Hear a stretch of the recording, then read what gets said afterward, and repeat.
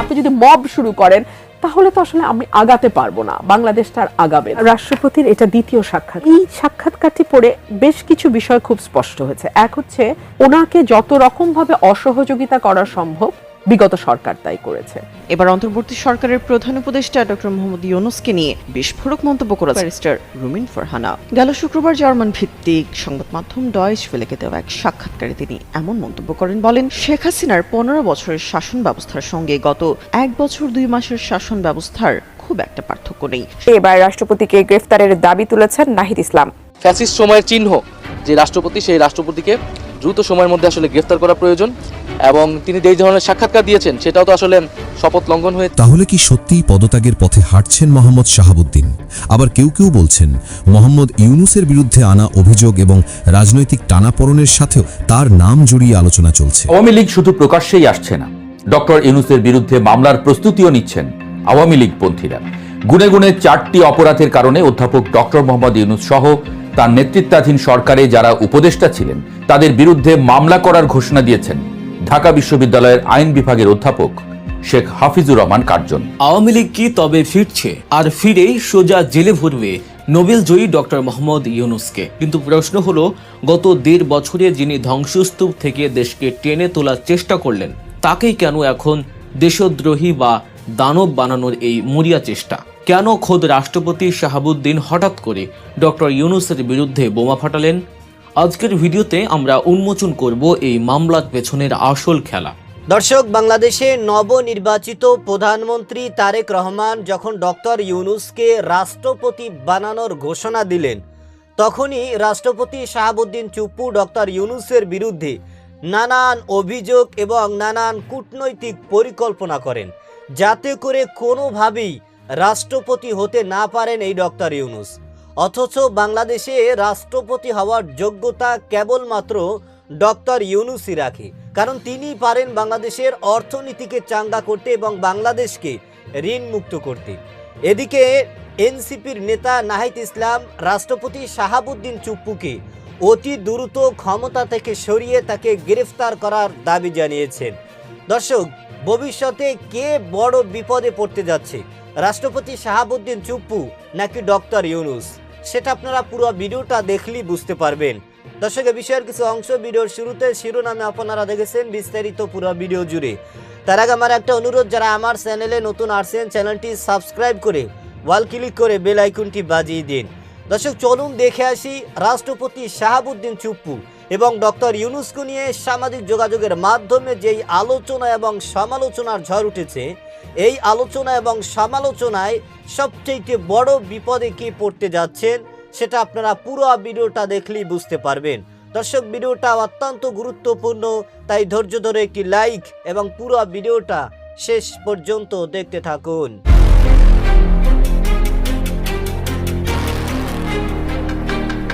আওয়ামী লীগ কি তবে ফিরছে, আর ফিরেই সোজা জেলে ভরবে নোবেল জয়ী ডক্টর মোহাম্মদ ইউনূসকে?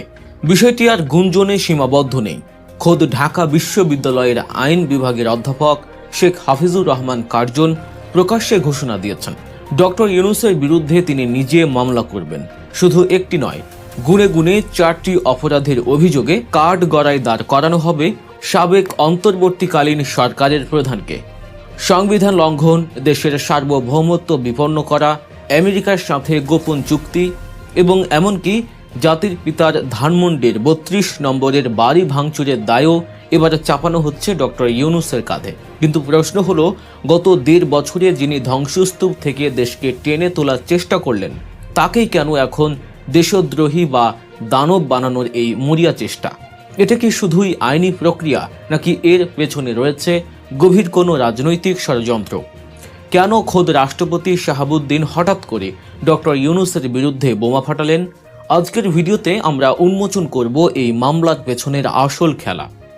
ডক্টর ইউনূসের নেতৃত্বাধীন সরকার ক্ষমতায় আসার পর থেকেই একটি পক্ষ প্রতিনিয়ত ওত পেতেছিল কখন তাকে ব্যর্থ প্রমাণ করা যাবে।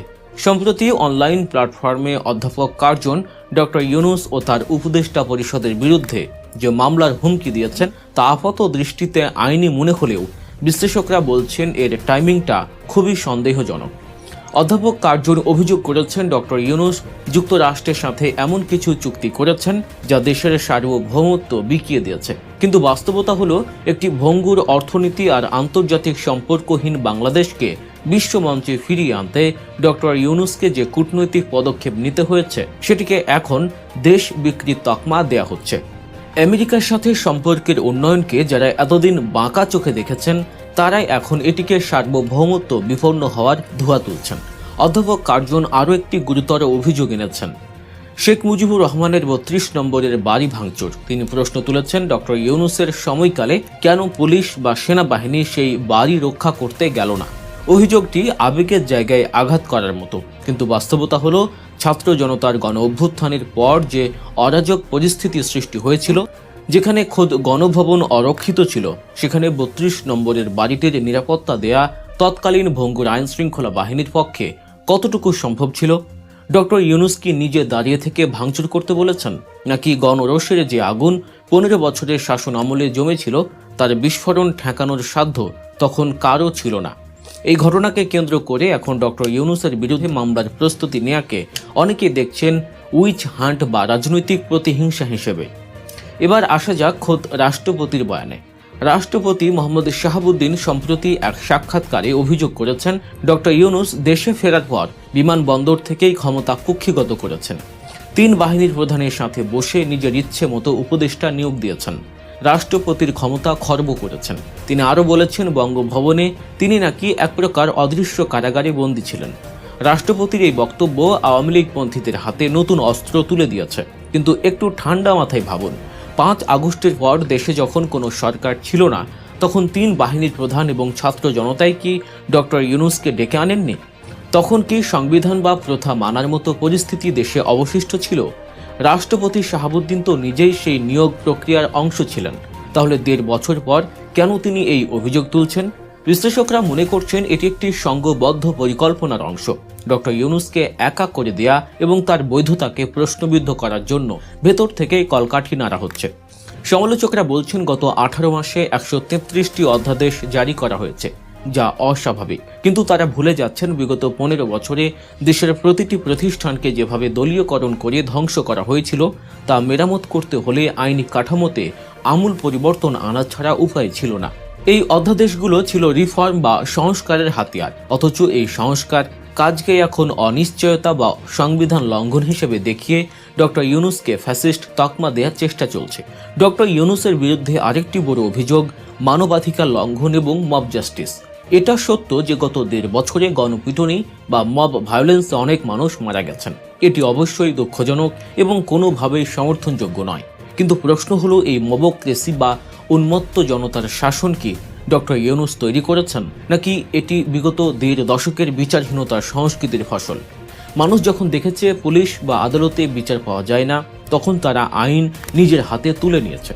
ডক্টর ইউনূসের সরকার এই পরিস্থিতি নিয়ন্ত্রণে আনার চেষ্টা করেছে, পুলিশ বাহিনীকে নতুন করে সাজানোর চেষ্টা করেছে।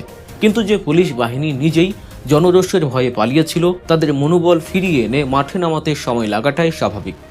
এই সুযোগে বিরোধীরা প্রচার করছেন যে ডক্টর ইউনূস ব্যর্থ, তিনি মানুষের নিরাপত্তা দিতে পারেননি। অর্থনীতির দিকে তাকালে দেখা যায় মুদ্রার 2 পিঠ। সমালোচকরা বলছেন সরকারের ঋণের পরিমাণ বেড়ে 24 লাখ কোটি টাকা হয়েছে, যার অর্ধেকই বিদেশি ঋণ। তারা বলছেন মাত্র 1 বছরে 2.5 লাখ কোটি টাকা ঋণ কেন নেওয়া হলো। কিন্তু তারা এটা বলছেন না যে এই ঋণ নেওয়া হয়েছে বিগত সরকারের রেখে যাওয়া ধসে পড়া অর্থনীতিকে লাইফ সাপোর্ট দেওয়ার জন্য। রিজার্ভ যখন তলানিতে ছিল, সেখান থেকে ডক্টর ইউনূসের ব্যক্তিগত ইমেজ এবং আন্তর্জাতিক সম্পর্কের কারণে রিজার্ভ এখন $33 বিলিয়ন উন্নীত হয়েছে। দর্শক, আপনারা জানেন বাংলাদেশে নবনির্বাচিত প্রধানমন্ত্রী তারেক রহমান, তিনি প্রধানমন্ত্রী নির্বাচিত হওয়ার পরই বাংলাদেশের যেই সমস্ত কাজ এবং বাংলাদেশকে নতুন একটা বাংলাদেশ হিসাবে গড়ার লক্ষ্যে বাংলাদেশের মানুষের এবং বাংলাদেশের নাগরিকদের সুন্দর একটা বাংলাদেশ উপহার দেওয়ার জন্য তিনি কিন্তু সব ধরনের চেষ্টা অব্যাহত রেখেছেন। তারই পাশাপাশি তিনি চেয়েছেন যে বাংলাদেশে রাষ্ট্রপতি ক্ষমতায় বসুক ডক্টর ইউনূস, কারণ তিনি একজন নোবেল জয়ী একজন ব্যক্তি এবং আন্তর্জাতিক পর্যায়ে গ্রহণযোগ্য একজন ব্যক্তি। এই ডক্টর ইউনূসের মতো একজন জ্ঞানীগুণী মানুষ যদি রাষ্ট্রপতি হন নিরপেক্ষভাবে, তাহলে দেশের প্রধানমন্ত্রী যদি তারেক রহমানই থাকেন, তাহলে বাংলাদেশকে বিশ্বের দরবারে একটা উন্নত দেশ এবং সুন্দর একটা উপহার মানুষকে দেয়া যাবে বলে এ ধরনের একটা মন্তব্য এবং এ ধরনের আশা করেছিলেন বাংলাদেশের নবনির্বাচিত প্রধানমন্ত্রী তারেক রহমান। কিন্তু ডক্টর ইউনূসের নাম যখনই রাষ্ট্রপতির ঘোষণায় চলে আসে, তখনই রাষ্ট্রপতি শাহাবুদ্দিন চুপ্পু কিন্তু ডক্টর ইউনূসের বিরুদ্ধে নানান অভিযোগ নিয়ে আসছেন এবং তার বিরুদ্ধে কিন্তু তিনি নানান কূটনৈতিক পরিকল্পনা করেছেন যাতে করে তিনি কোনোভাবেই রাষ্ট্রপতি হতে না পারে। এবং এই রাষ্ট্রপতি শাহাবুদ্দিন চুপ্পু কিন্তু আওয়ামী লীগের আমলেই নিয়োগ দেওয়া, এবং তিনি কিন্তু আওয়ামী লীগের পক্ষ হয়েই ক্ষমতায় সর্বদা ক্ষমতার অপব্যবহার করে আওয়ামী লীগের পক্ষই নিয়েই তিনি কাজ করতে যাচ্ছেন, যে কারণেই তার নিজের দোষ ঢাকার জন্য এই ডক্টর ইউনূসকে ব্যবহার করেছেন এবং তার বিরুদ্ধে রাষ্ট্রদ্রোহী মামলা এবং আরও 4-5টা অভিযোগ নিয়ে এসেছেন। দর্শক, এই রাজনীতির মহলে ডক্টর ইউনূসকে নিয়ে তিনি ক্ষমতা থাকাকালীন অবস্থায় যে ধরনের কাজকর্ম করেছেন, এগুলো নিয়েই কিন্তু ইতিমধ্যে একটা ভয়াবহ পরিকল্পনা সৃষ্টি হয়েছে এবং যে কোনো সময় যে কোনো মুহূর্তে কিন্তু ডক্টর ইউনূসকে একটা ফাঁসানোর পরিকল্পনা চলেছে। বাংলাদেশের মানুষের দাবি ডক্টর ইউনূস ক্ষমতায় আসুক এবং তিনি রাষ্ট্রপতি হোক এবং তিনি আর প্রধানমন্ত্রী তারেক রহমান দুজন মিলেই বাংলাদেশকে নতুনভাবে তৈরি করুক। এটা এদেশের জনতার দাবি, এদেশের মানুষের দাবি। কিন্তু এই ডক্টর ইউনূসের বিরুদ্ধে যারা পরিকল্পনা করেছেন, বিভিন্নভাবে ষড়যন্ত্র করেছেন এবং তাকে ঘিরে যেই সমস্ত অভিযোগ এবং যেই সমস্ত গুঞ্জন উঠেছে, এদেশের মানুষ আশাবাদী যে অল্প সময়ের মধ্যেই হয়তো এর একটা নিরসন করা সম্ভব। এবং ডক্টর ইউনূস অনেক ঋণ নিয়েছেন, তিনি আমেরিকার সাথে এবং বিভিন্ন দেশের সাথে গোপনে আতায়াত করেছেন এবং এই দেশের বিরুদ্ধে অনেক ঋণ তিনি করেছেন, যেটা নিয়ে সামাজিক যোগাযোগের মাধ্যমে তুমুল আলোচনা এবং সমালোচনার ঝড় উঠেছে। দর্শক, আপনার কি মনে হয়, রাষ্ট্রপতি শাহাবুদ্দিন চুপ্পু ক্ষমতায় থাকলে ভালো নাকি ডক্টর ইউনূসকে রাষ্ট্রপতি করলে দেশের জন্য ভালো? সেটা কমেন্ট সেকশনে অবশ্যই জানাবেন। আজ এ পর্যন্তই। সুস্থ থাকবেন, ভালো থাকবেন। দেখা হবে আগামী কোনো ভিডিওতে, কথা হবে নতুন কোনো বিষয় নিয়ে। সে পর্যন্ত ভালো থাকবেন। খোদা হাফেজ।